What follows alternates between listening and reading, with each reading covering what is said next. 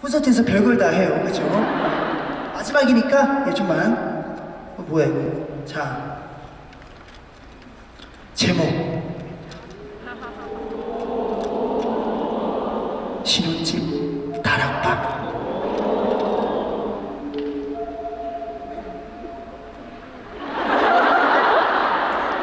여기 있어? 깜짝이야. 지원이라는 줄 알고 깜짝 놀랐네.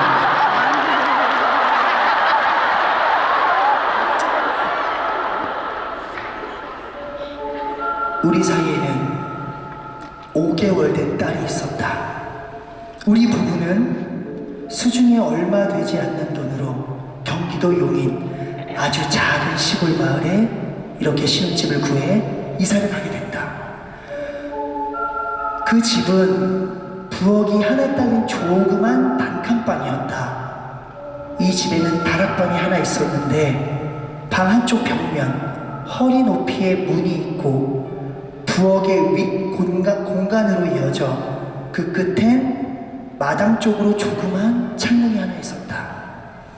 우리 부부는 살림살이를 마련할 돈이 넉넉지 못했기 때문에 선배가 운영하는 중고 매장에서 필요한 가구를 싼 값에 장만했다.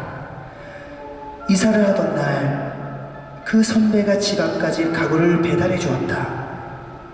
그런데 갑자기 선배가 집을 보더니 인상을 확 구기면서 뭐야?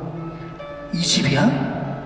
하고 말하며 떨떠름해했고 나는 무슨 일이라도 있었냐고 물었지만 이미 이사 왔는데 내가 지금 말해서 뭐하겠냐, 들어서 좋을 것도 없어 라고 하며 입을 다문 채 그냥 가버렸다. 공장에서 근무하던 남편은 조금이라도 더 벌기 위해 신문 배달 일까지 알아본 상태였다. 새벽 3시부터 7시까지 배달을 해야 했기에 우리는 대충 정리를 끝내고 일찍 잠을 정했다. 그날 밤 이런저런 복잡한 생각에 뒤척거리다가 겨우 잠이 들었을 때였다. 몸이 안 움직이네. 왜 이러지? 생각이 든 순간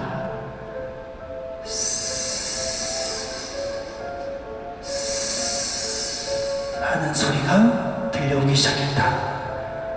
그 소리는 다름 아닌 다락방이었다. 몸이 안 움직였기에 눈만 이렇게 굴려서 다락방 쪽을 쳐다봤다. 그때 다락방에서 검은 사람의 형체가 머리부터 쓱 하고 그런 소리와 함께 조금씩 기어나오고 있었다. 너무 놀라서 남편을 깨우려 했지만 몸은 여전히 움직이지 않았고 그것은 천장에 매달린 채로 내가 누워있는 자리 바로 위까지 이렇게 기어왔고 고개를 꺾어 나를 내려다본 채 입으로 보이는 부분을 뻥끗대기 시작했다. 나는 숨이 멎을 것 같은 무서움에 몸이 벌벌 떨렸다. 그 순간 그것이 훅 하고 천장에서 떨어지더니 그때서야 그것이 입을 크게 벌리며 반복하는 말이 또렷하게 들렸다. 너도 죽일 거야. 너도 죽일 거야. 내가 죽일 거야. 내가 죽일 거야. 끔찍한 소리로 내는 여자의 목소리였다. 잠시 후 그것은 다시 천장을 기어가 다락방 속으로 사라졌다. 끔찍한 밤이 지나고 서서히 그 밤이 잊혀져 가던 어느 날이었다. 친정에 일이 생겨 딸을 데리고 5일 정도 친정에 머물다 집에 돌아온 날 대문을 들어서는데 우리 집 앞에 누군가가 서성이며 기다리고 있었다. 누군가 했더니 같은 집에 새들어 사는 아주머니였다. 시름 가득한 얼굴로 나를 보자마자 대뜸 이렇게 물어보셨다.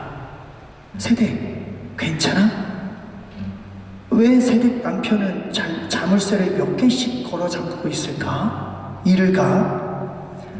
세대 남편이 나가면 새벽 내내 서럽게 울었잖아. 방 앞에 가서 불러봐도 대답없이 울기만 하고. 내가 세대 부르는 소리 못 들었어? 남편이 자물쇠로 방문을 잠그고 간 것은 맞을 것이다. 내가 딸과 친정집에 가 있는 동안 남편이 출근하면 집이 아무도 없이 빌 테니까. 근데 빈집에서 누가 울었다는 건 너무 무서웠다. 세 번째 일은 기다릴 것도 세 번째 일은 기다릴 시간도 없이 바로 다음날 새벽에 일어났다. 남편이 신문 배달을 가고 30분 정도 지났을 때였다.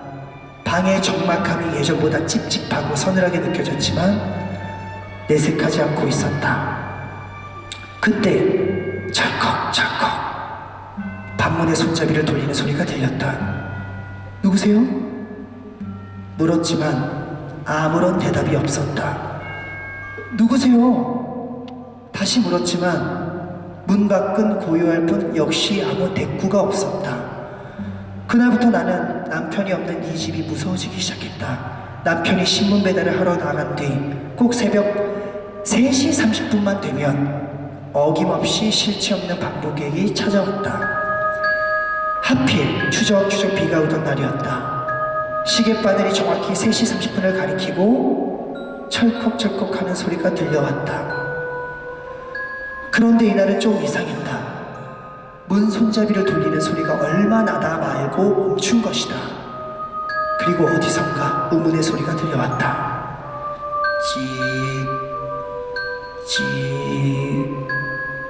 뭔가 무거운 돌 같은 것을 바닥에 질질 끌고 와 멀지 않은 어딘가에 탁 내려놓는 소리가 들렸다.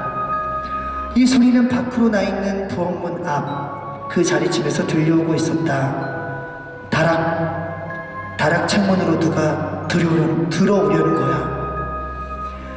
부엌 위쪽으로 나 있는 창문이 뒤늦게 생각난 것이다. 누군가가 계속해서 벽돌 같은 것을 질질 끌고 와 다락 창문 밑에 쌓고 있었다. 그리고 얼마 안 가서 덜컥 다락 창문을 여는 소리가 들렸다. 나는 정신없이 일어나 있는 것 서랍장을 밀어 다락문을 다급히 가로막았다. 그 와중에 다락방 안에서는 슥슥 하는 소리가 가까워지고 있었다.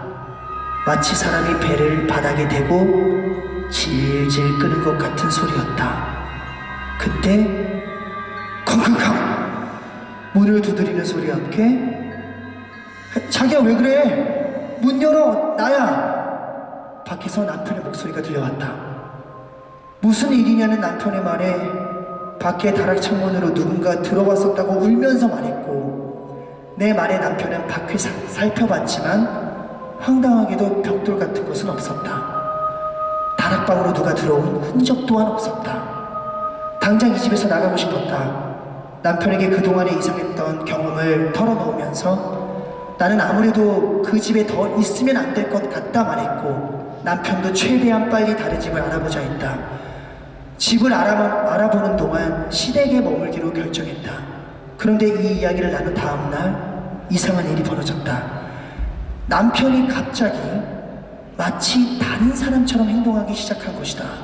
냉수에 찬 얼굴로 딸과 나를 얻는 사람 취급했고 집에 돌아와서도 말 한마디조차 하지 않았다.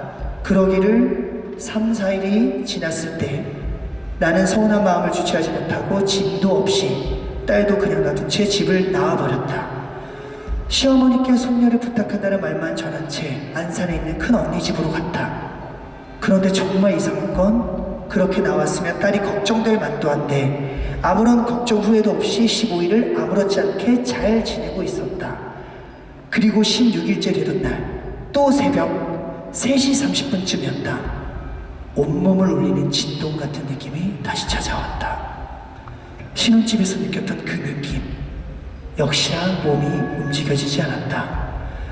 그날처럼 눈만 굴리면서 방 안을 막 두리번거리는데 갑자기 발밑에서 스스 거리며 무언가가 내 옆으로 기어오는 소리가 들렸다. 그것은 내 얼굴을 똑 닮은 여자가 어깨 옆까지 기어와 내가 놔줄 것 같아? 내가 놔줄 것 같아? 절대 너 도망 못 가. 절대 도망 못 가. 라고 계속 말했다. 그때 언니가 어깨를 세게 때려서 그 끔찍한 순간에서 벗어날 수 있었다. 그제야 정신이 바짝 들었다. 딸과 남편이 미치도록 걱정되고 보고 싶어 참을 수가 없었다. 밤새 엉엉 울다가 아침 7시가 되는 것을 보고 시댁에 전화를 걸었다. 이른 아침이었지만 시어머니는 놀란 기색도 없이 전화를 받으시며 말씀하셨다. 야, 니들 짰니? 15일 동안 연락도 없던 애비도 꼭두 새벽부터 전화를 하더니 너도 통 연락도 없다 이제서야 전화를 하고 그 길로 바로 시댁으로 달려갔더니 남편도 그곳에 와 있었다.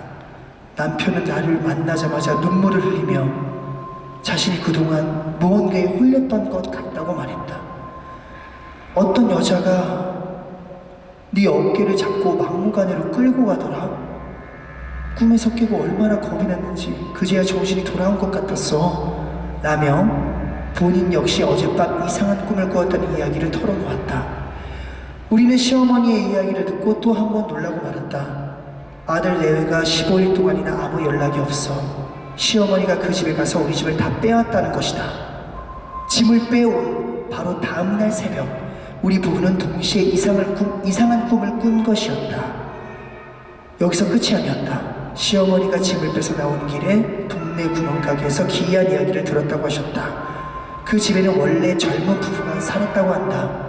우리가 이사하기 일주일 전쯤 남편이 일을 나가고 아내 혼자 남아있던 집의 다락 창문으로 강도가 들어 아내가 안 좋은 일을 당했었다는 이야기였다. 그 후 다시 기이한 일이 또 벌어지진 않았지만 그 집에서 겪었던 일들은 아직까지도 나의 기억 속에 생생하게 남아있다. 끝났습니다.